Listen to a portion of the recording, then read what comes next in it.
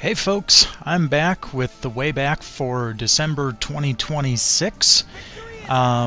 We are going back 11 years to a game that released in December of 2015, The World version 2. A friend of mine just recently somehow got his hands on the server software from CC Corp and installed it, so I've been poking around at it for a while.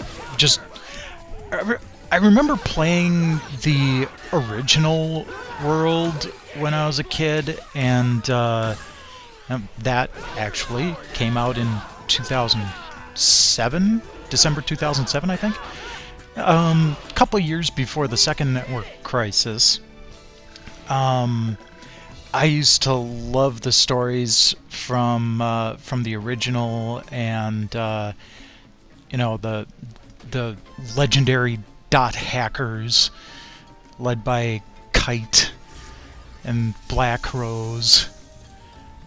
And when the World V2 came out, I didn't get it right away because I couldn't afford the M2D, but once I did, I really dove into it.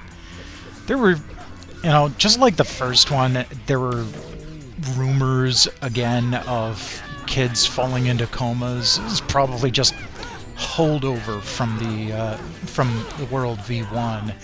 People wanting to make it sound more vicious than it actually was. But no, I enjoyed it. I decided to poke at Adept Rogue here and played quite a bit of it somewhat recently. Man.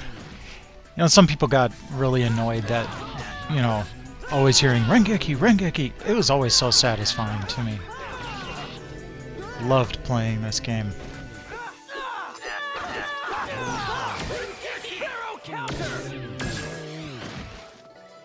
We did it!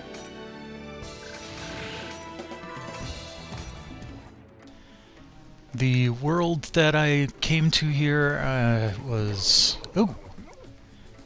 Oh, hold on. Let's take care of this guy. Get the King Chim Chim. Kick him around a couple of times. There we go. Wow. Yay, Chim Crown. Anyhow, the level here is Unseeing Cupid's Blue Cloud. It's right... Oh, there we go. It was right about the correct level for where I am at this point. And they even had some randomly generated NPCs to kind of take the place of player characters, just to make it feel a little bit more, like it's still populated. So if you've never played this, the World V1 or the World V2, it's an online game. You mostly start out in hub worlds. There's one per server, and depending on which server you start from, you go to different levels. Even if you use the same keywords, you might go to a different level entirely. They're all randomly generated based on the words you choose. And that's the next part about it, is when you decide you want to go out into a field to gain levels or try to hunt down special items. You go to the warp gate and you choose a set of 3 phrases, I'm going to say, because it's not always just words. Sometimes it's multiple words, kind of like Blue Cloud. But then that generates the world, and some of them actually have unique, perfectly unique areas that get generated instead of just random. Like there was this one called Hidden Forbidden Holy Ground that had this huge cathedral, and it just looked fantastic. I think some players on the boards called it the Hooligans Cathedral. The whole thing it's also kind of interesting. It's loosely based on a German fairy tale dreamed up by a guy named Harold Urich. I don't know where he went off to, but usually, I mean, you see stuff based on, you know, Egyptian mythology or Greek mythology or whatnot, and this one was just completely dreamed up from scratch, based on the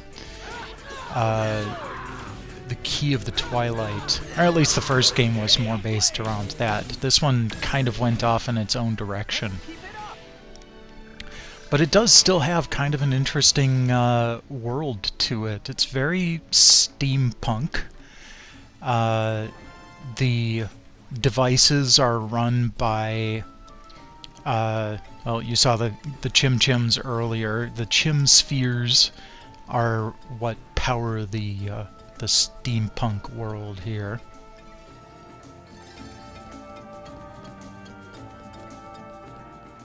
Gonna sneak up on these guys. Boosh. There we go.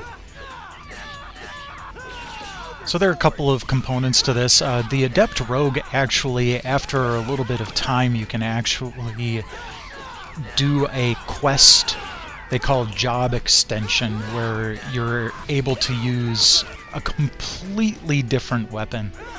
At the first one you get, you're able to use the Blade Brandier, I think, class of weapon, which is just this gigantic sword.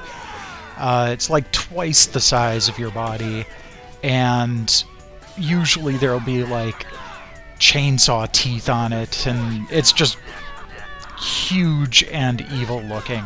But you can actually, in mid-battle, just swap to a different weapon, and the Adept Rogue is the only class that can do that. So people call it Jack of all trades, Master of none, but that's kind of how I like to play. I like to be able to do a little bit of everything.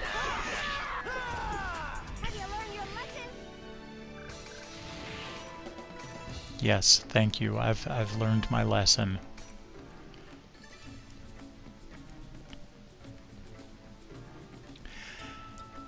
I kind of like the area with the cave.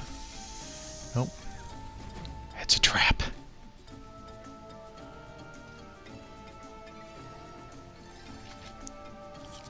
So yeah, fortunately, I've got tons of Chim Spheres. I'm going to take these guys out first.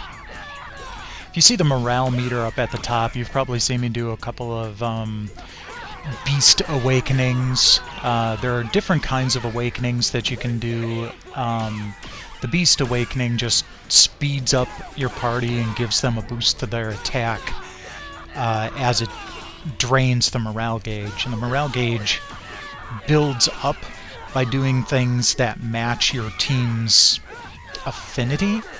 So like sometimes they might enjoy, you know, when you do a Rengeki, or when you're all attacking the same enemy together. And that'll build up your morale gauge, so you can do an additional power attack, or gain more power for your attacks. Woohoo! Level 20!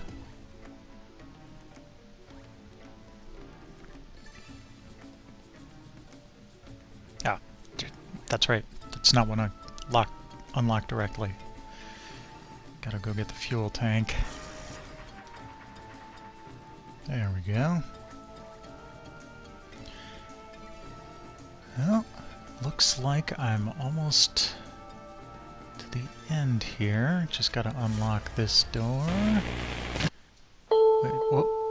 Wait, what was... Is that a tuning fork? What is going on here?